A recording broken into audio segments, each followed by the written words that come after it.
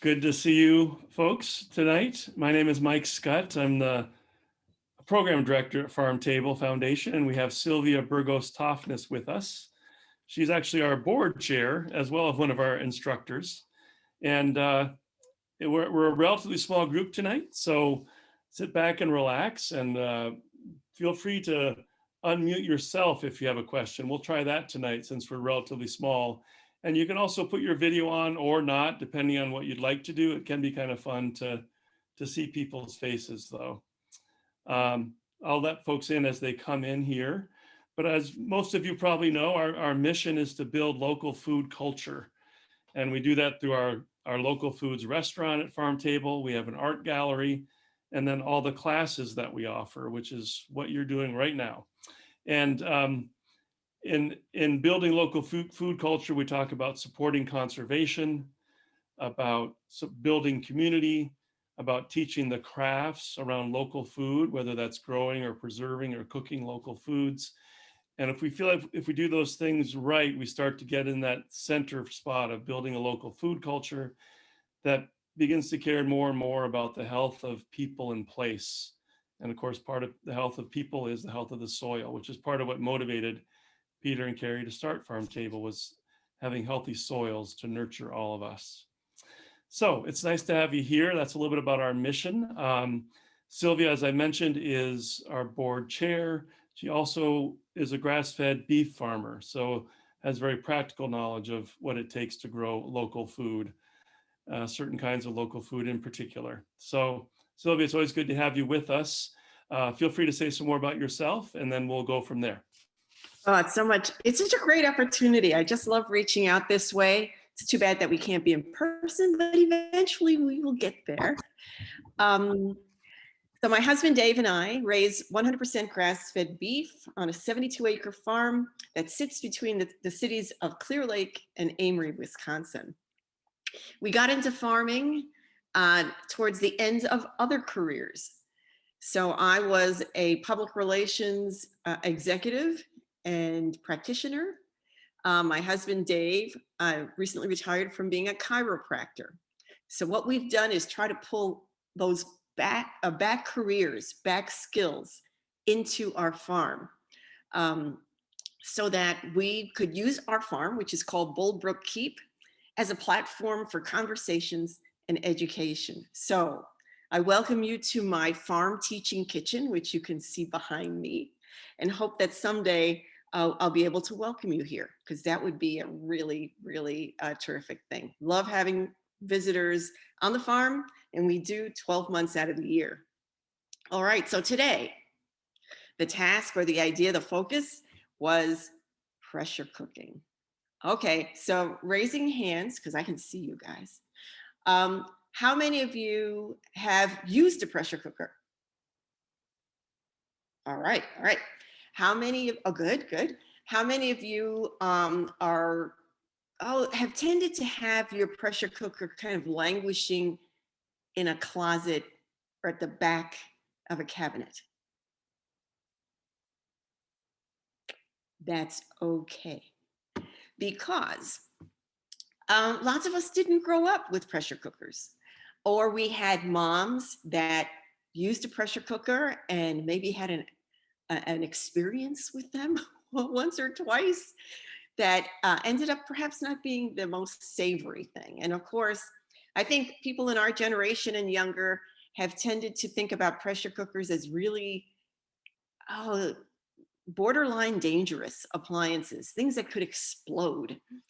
And I think the thing that most of us have learned, if in fact we have an electronic pressure cooker or even a stovetop pressure cooker, is that they're pretty safe. So we're going to start with the basics of pressure cooking so that all of us can kind of catch up together.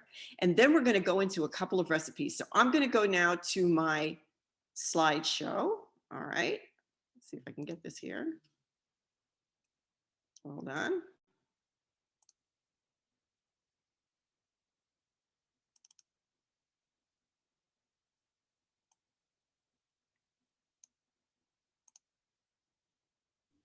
Is that coming up there, Mike?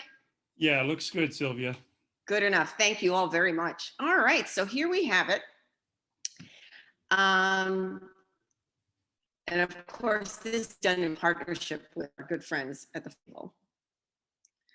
So here we've got a photo that shows you the 3 pressure cookers that I tend to use a lot. So I've got my InstantPot, and also show of hands. How many of you have an electronic pressure cooker, a multi-function thing? Right? Anybody have just a regular stovetop? Oh, all right. Well, I first got into pressure cooking with the old stovetop strategy. Let's call it that, because even today's stovetop pressure cookers are new designs. They are stainless steel. They've been built to really withstand a lot of course, the pressures of pressure cooking. And they've got a lot of safety features on them. So I started out with a 6-quart rather, pressure cooker, made my first dish, which was, I believe, a bean soup. And I thought, whoa, this is a good thing. And immediately went and bought the 8-quart, because I thought, if I can make 6 quarts of bean soup, I can make 8 quarts and freeze it. So how many of you ever make anything in your pressure cooker and then freeze the extra for later on? Well, you might want to start thinking about this, jotting that down as a strategy, because man, you make a lot of, let's say, spaghetti sauce or bean soup or stewed beans or chili or beef stew. The extras go into, believe it or not, a mason jar. Mason jars are the best things to put in your freezer. You put it into your mason jar, make sure that you leave at least 1.5 inches of space at the top, let it cool off, seal it up, and you've got meals to go. So these are the pressure cookers I tend to use like a lot. And I use them a lot because I freeze stuff. So why do a pressure cooker? I don't know if these are the reasons that you kind of came to pressure cooking with, but they work fast, right? They actually preserve nutrition and they combat anti-nutrients. Those are the kind of radicals, those are the kinds of things that actually can emerge during conventional cooking, believe it or not. So, well, let's talk about pressure cooking. Have any of you wondered whether or not the high temperature inside of your pressure cooking might be working against you as far as nutrition goes? I know I got a lot of pushback, lots of pushback from people who are in the slow food movement or who feel that only slow cooking can actually help you. I am a slow cooker. I use clay pots, I use slow ovens, I use super slow methods of cooking, but I also use pressure cooking because both technologies, both approaches can help. And when it comes to the nutritional element, many people might say, you know, when you raise your stew or soup or broth above 212, you're actually going against slow cooking. You're going against nutrition. And so I ask you to take a look at this graph for the moment. One of the things that you'll notice is that boiling points change depending on your elevation. All right. So here we are in Amory. We're at an elevation of 1,000 feet. So pretty much the boiling point is 212 at regular, right? Now in Denver, it's only 204 because they have less air pressure up there. And we go down that list that you see on the left. And at Mount Everest, your boiling point is only 160 degrees. Now, not a heck of a whole lot of people are cooking on Mount Everest. So let's go to the bullet above that. La Paz. That's a real place with real people that cook all the time. And they're cooking, their boiling point is only 187 degrees. So does that mean that the people of La Paz are better slow cookers than you and me because their boiling point is lower? Of Of course not. Absolutely, of course not. It just means that boiling points change. So when we take a look at the pressure cooker, and that's the last couple of lines there on this chart, we've got the electric pressure cooker with a high boiling point of 245 and its low boiling point under low pressure of 230. And then you can see the stovetop numbers as well. So do these things break down nutrition by going from 212 to 230? Well, what's the difference? Do the math. What's the difference between 230 and 212? How many degrees is that? Anybody guess? Anybody calculate it? 15. Only 15 degrees, right? What's the difference between 212? Let's take a look at that top bullet, Miami, and La Paz, 187. What's the difference there?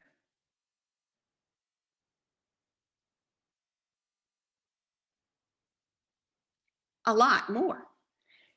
You know, it's not necessarily those differences in temperature range that make the difference in nutrition, and we'll go on and figure out why.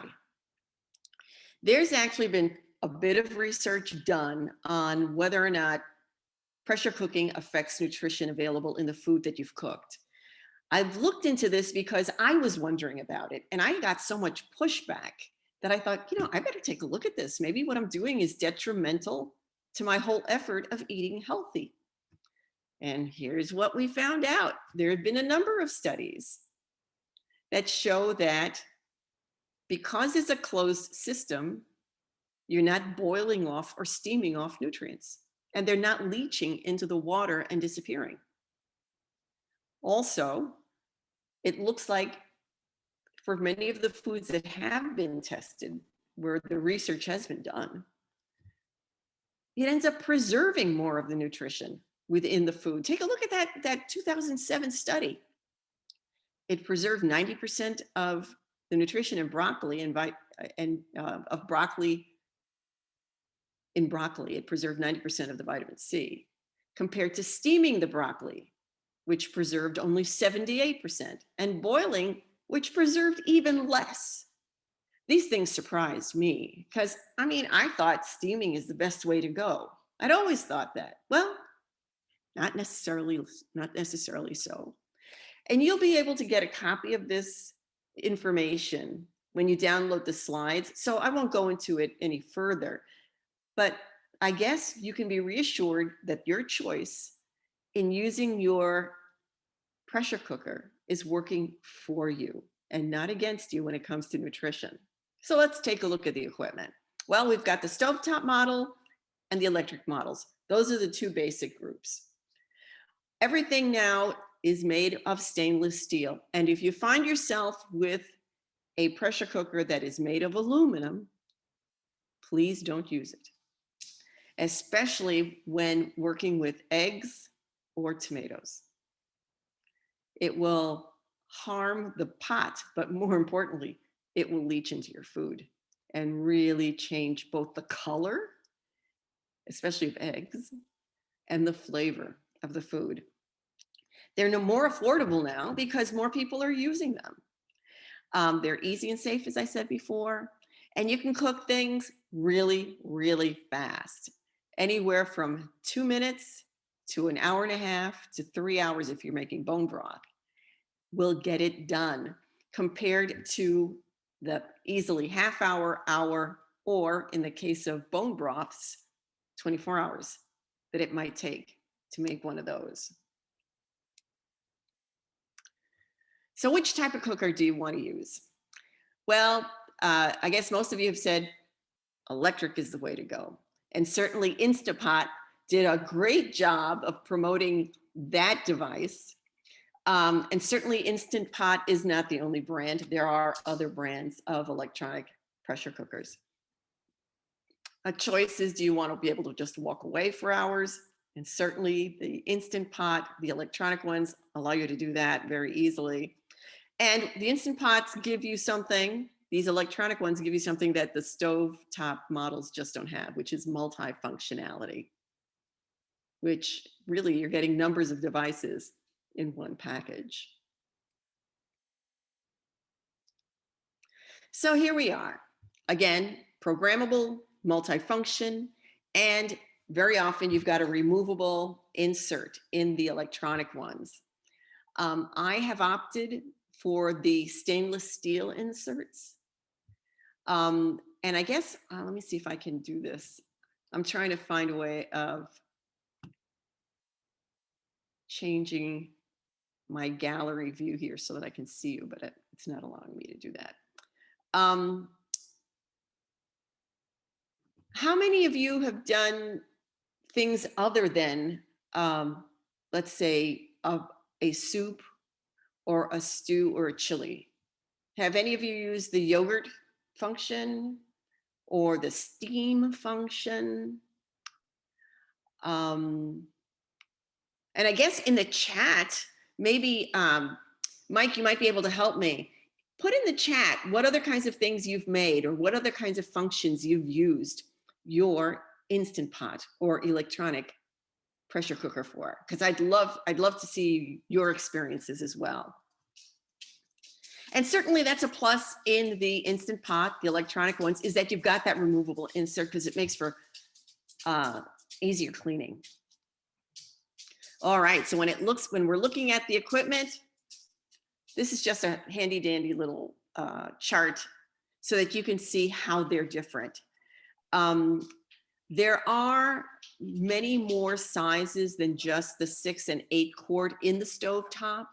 One of the things that you might find interesting is that a part of the world that really has advanced pressure cookers, their design and their use, is India. In India, the kitchens in India tend to have multiple pressure cookers. They see them as being very efficient and fuel efficient, which is really, really critical. Replies in here. I'm sorry, I can't hear you, Mike. We got a few replies. Can you hear me? Barely. Huh. We got some replies. If you want Oh, to look okay. at that. Roasted chicken, rice, sauteing, yogurt weekly. And then Denise says, I tried yogurt but didn't have a thermometer, so bad texture. Oh, that's good to know. I would love to hear about your experience with rice. I grew up cooking rice from a tender age, and so have got my little habit. So I'd love to know how it's working for you. All right, so let's go on here for a second. Both pieces of equipment, whether you use a stovetop or the electronic ones, have gaskets. All right. They have high and low settings. Most of the time, your stovetop has high and low settings also. And they have vents, steam vents, which are a safety mechanism. Also, it's a way of stopping the cooking process. So, example of those gaskets. One of the things that we have to know is that those gaskets have to be cleaned every single time. Because if you let food kind of gather within the folds of your gasket, perfect setting for mold and bacteria, and also for developing really bad off flavors within the unit. I must admit, though, that taking the gasket off of my stovetop pressure cookers is a heck of a lot easier than taking them off my InstantPot. And I don't know if any of you have struggled with that as well. What a kind of prying your fingers in there to get it out. It's a mess. But once you get it out, soap and water, clean it really, really well, let it dry fully. And the recommendation is that you actually then rub it down with, with a paper towel with a bit of oil in order to keep it pliable.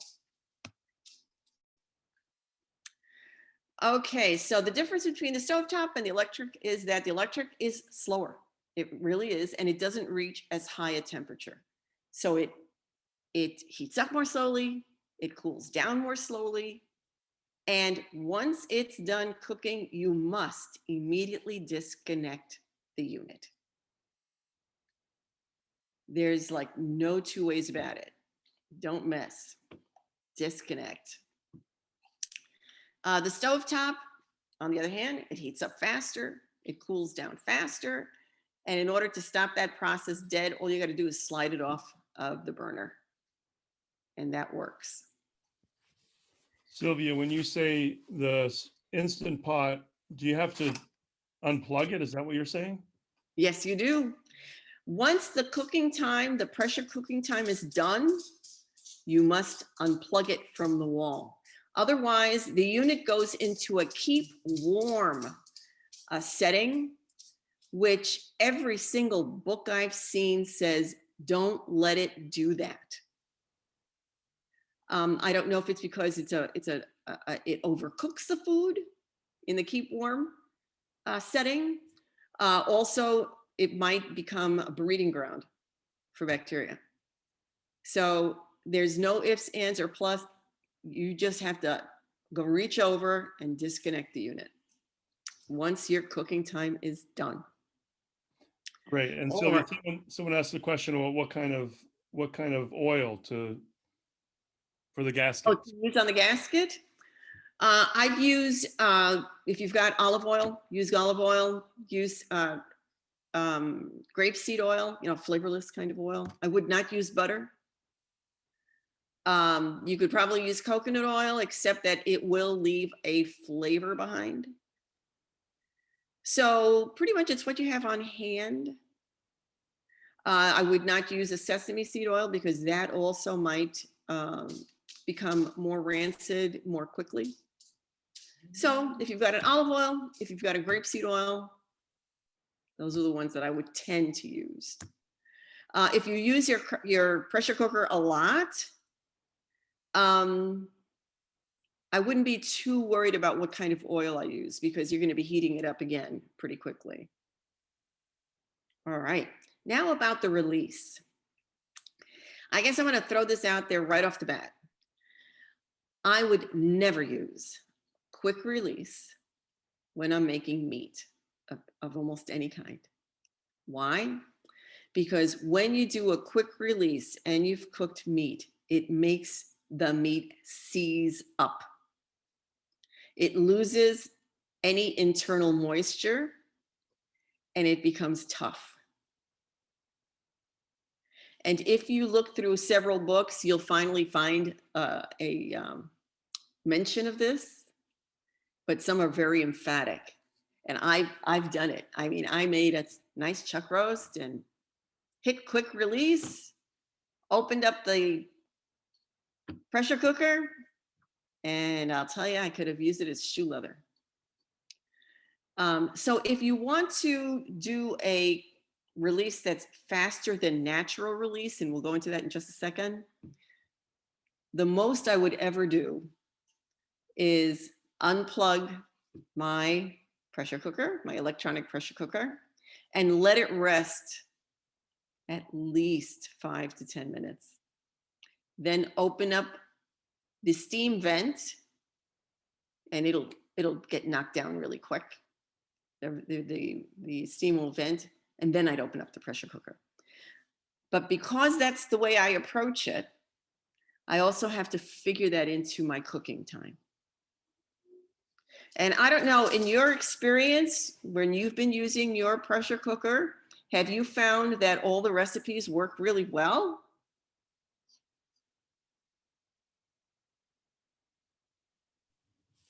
Feel free to unmute yourself if you want to add something, folks. Yeah, feel free to unmute yourself because I'd love to hear what you're saying, what your experience has been. They don't put in the time that you need to be able to do that. So it'll say, okay, cook this long and then vent it, but oh well. Yeah, so true, so true. And Kim and others who are here, do you find that your cookbooks do a good enough job of describing how long it's going to take to prepare the food before you put it into the pressure cooker? because this evening, you know, prior to this class, so that I could have it on hand, I made a coconut chicken curry. Okay. It only required 4 minutes under pressure, at low pressure at that. And I hardly ever cook at low pressure, but 4 minutes at low pressure. But it took me 45 minutes to prepare everything before I stuck them into that pressure cooker. And I'll tell you, I've only found one cookbook so far that does a really halfway decent job of describing the prep time. And that's Clark, in her book called The Instant Dinner. I've got it at the end of the slideshow so you can see that. Are you guys, you know, in the chat, maybe you can share with one another what kinds of either cookbooks you're using or online resources, because I'd love to see that as well. You know, when I started using the pressure cooker, I don't know, it's got to be close to 8 years ago, there was hardly anything out there on pressure cookers. I found 2 books, and then I, you know, saw some stuff online, but this stuff has exploded in the last 5-8 years. So it's fun to see how much there is out there now. Sylvia, just all right. Sylvia, just yeah. a brief time check. It's almost 7. Oh my gosh, I've got a long ways to go here. I'll try to zip through this a little more quickly. Thank you. All right, so here we have the indicators that show us that pressure has been reached. We've got this one. This is the electronic one on the left. Oop, shows it. And the other one on the right, but most of us are using the electronic one. Here are some of the accessories. I don't know how many of you have used your trivets or your steam baskets. I'll tell you, they really, really change how you can cook. So if you still have those in the box, I hope so. I hope that you'll be able to pull some of those out. All right, tongs, another good accessory. All right, so the simple thing, hard-boiled eggs. When somebody told me they made hard-boiled eggs, I thought, you gotta be kidding me. Why make hard-boiled eggs in a pressure cooker? All I do is stick them in a pan on the stove. Well, I thought, isn't this a good way to learn about using the steam function? So we made some hard-boiled eggs, and as per instruction in my book, and man, I barely ever follow instructions, so this was a new one for me. I actually made 1 egg first in order to test just how long things took in my pressure cooker.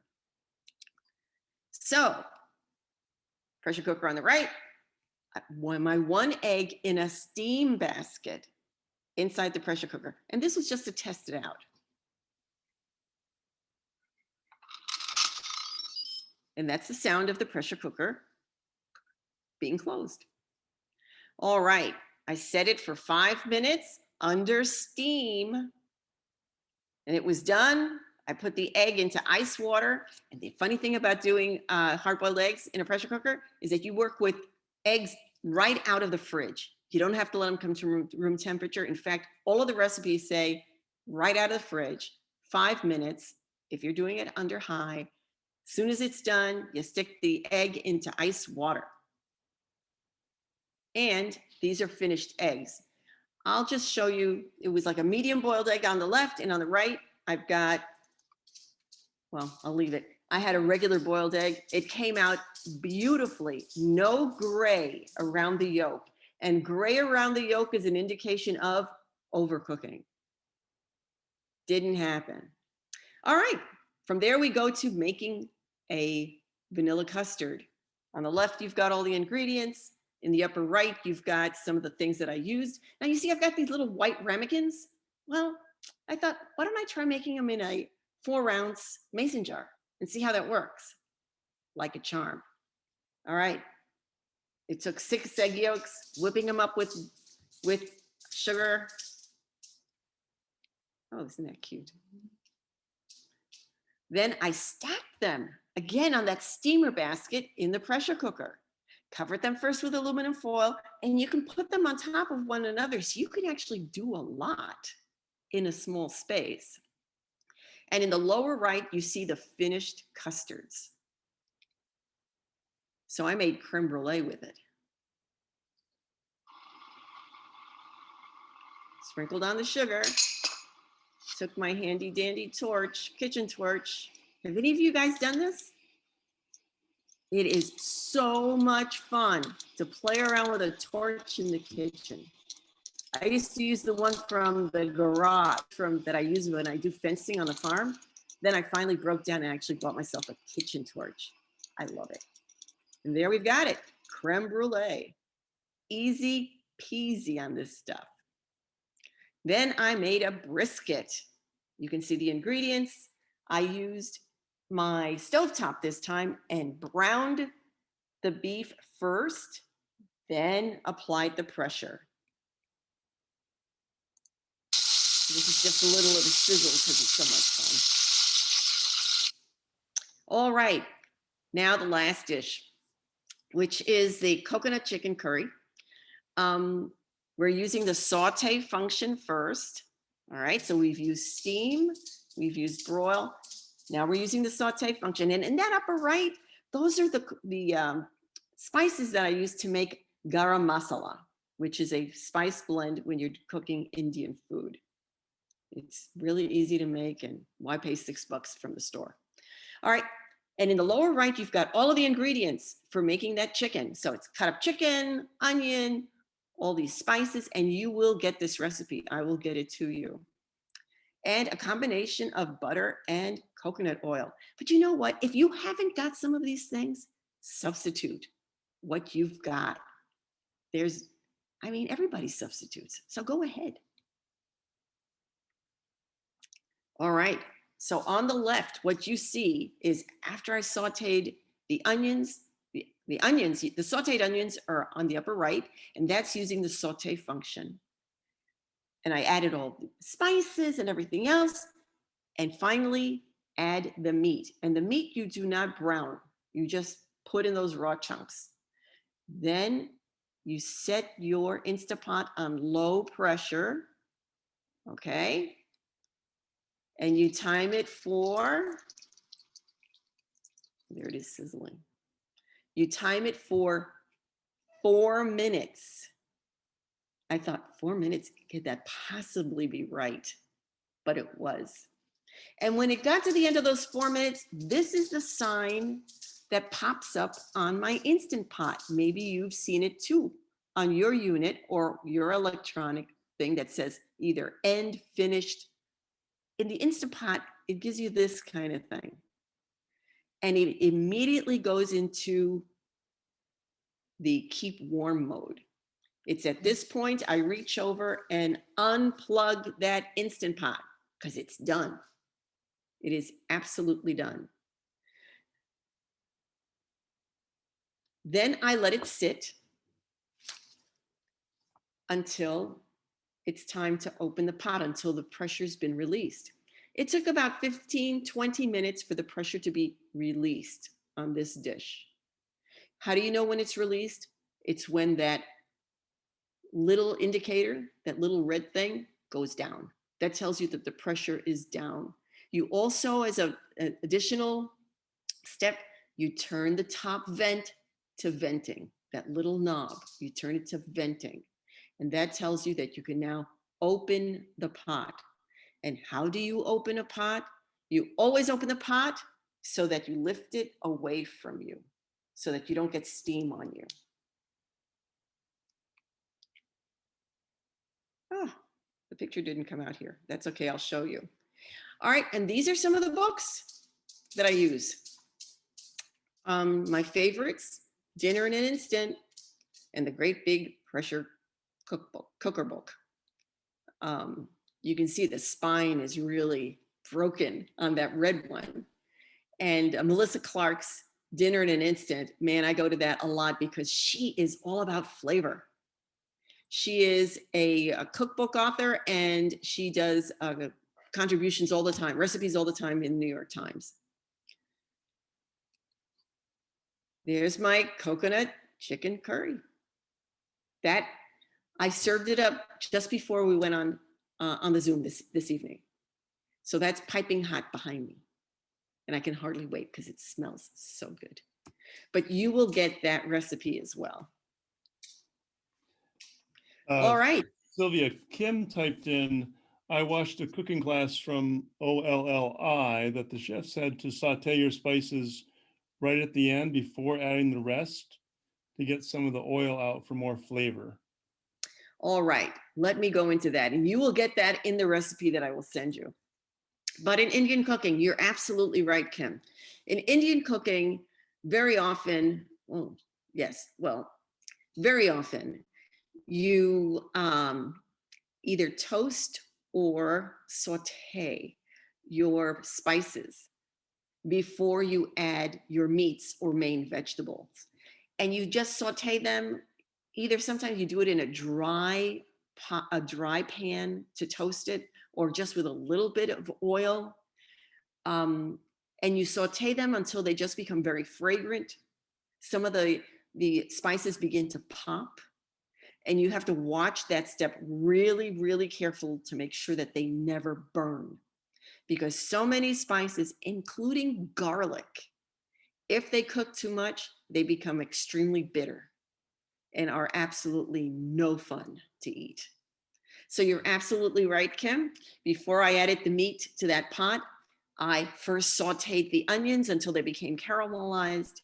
Then I added the spices in several stages, depending on how long they needed to cook. Then I added the tomato base, which was part of this recipe. And then I added the chicken. So you're absolutely right. Now, at the very end of the cooking, once it was all completed, in this particular dish, that's when you add your coconut milk. And it's just a little bit of coconut milk. It adds a real silkiness to it.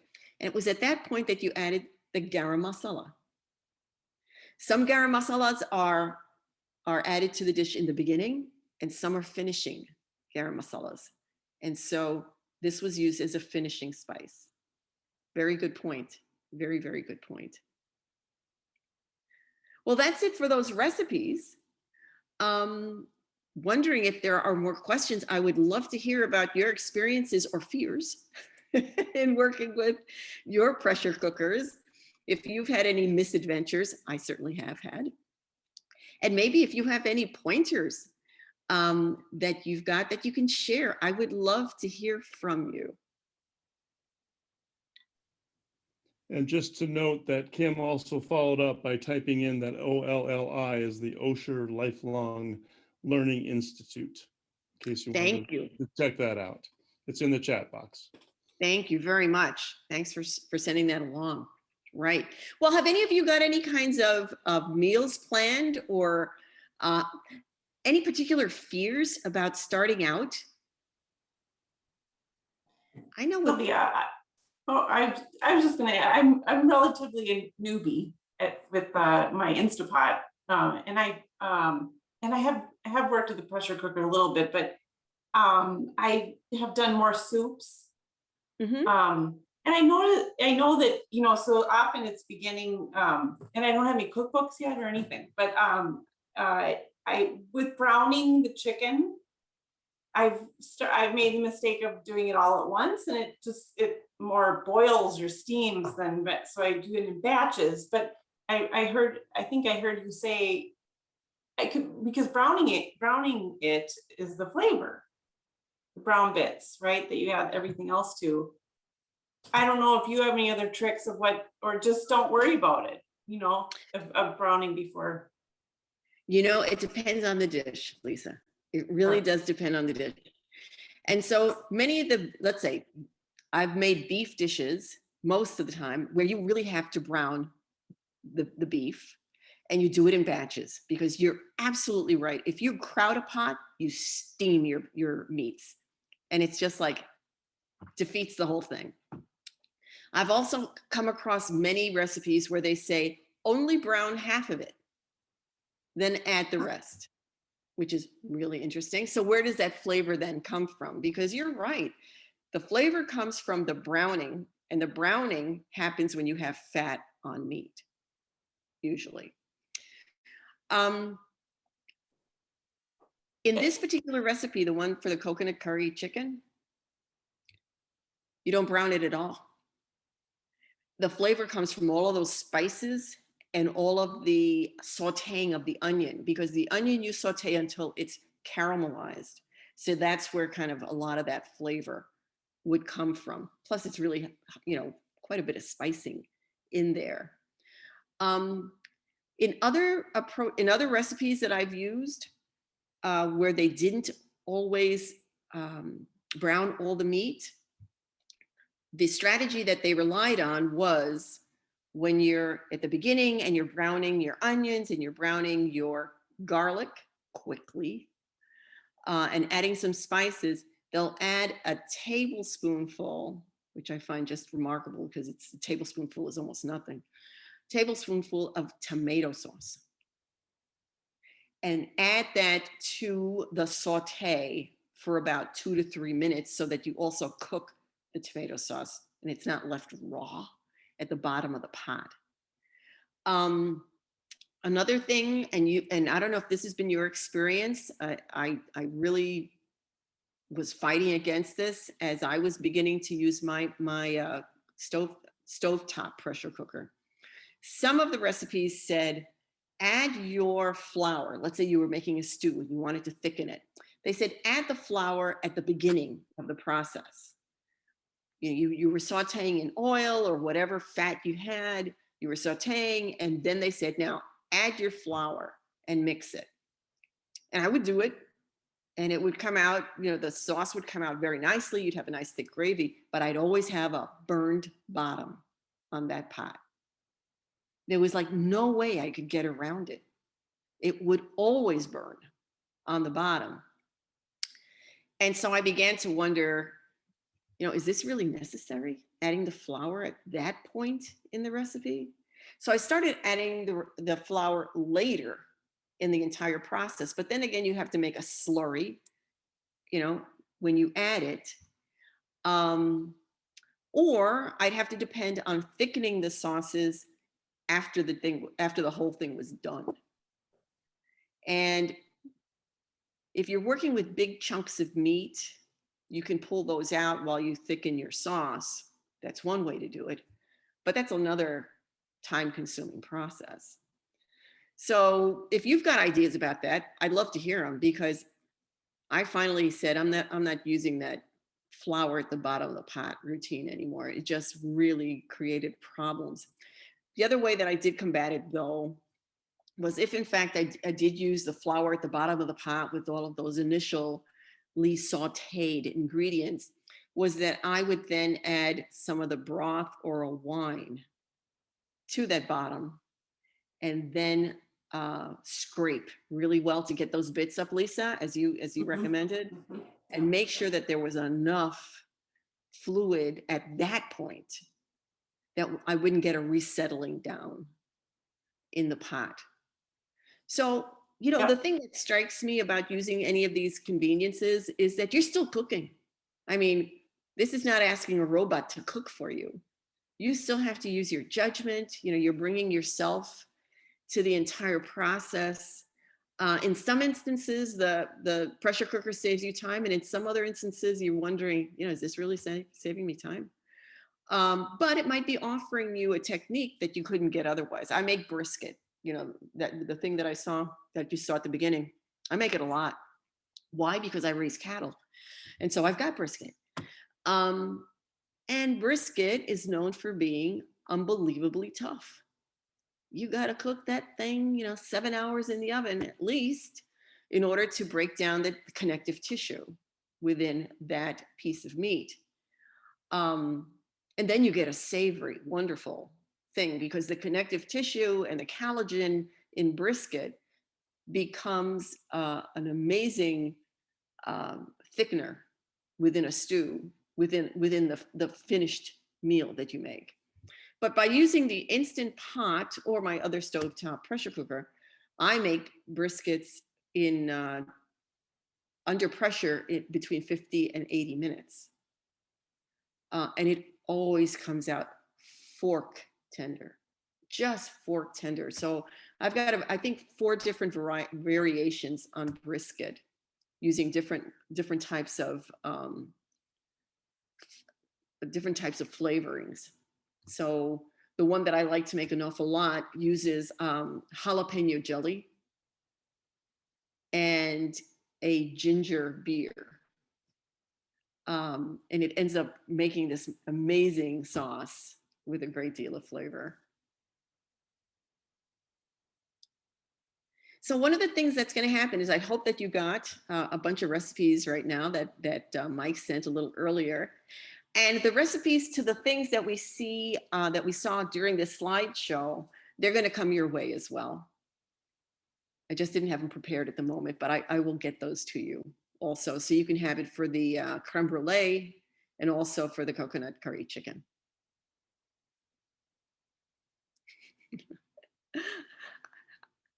Any other pointers? I'd love to Great, hear so- how you can help me.